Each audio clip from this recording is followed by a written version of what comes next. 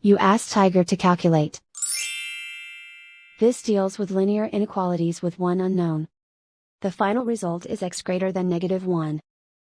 Let's solve it step by step. Group all constants on the right side of the inequality.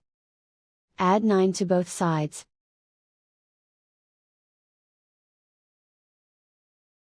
Simplify the arithmetic.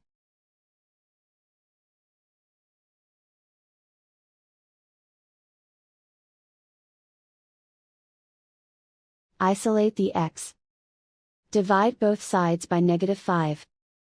Whenever you multiply or divide by a negative, reverse the inequality sign.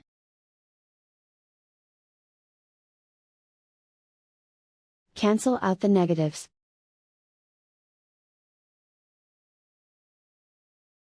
Simplify the fraction.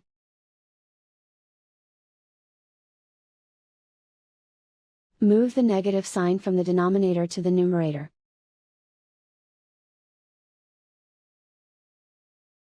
Simplify the fraction.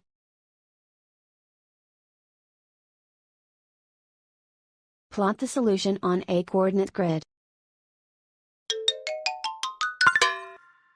And so the final result is x greater than -1.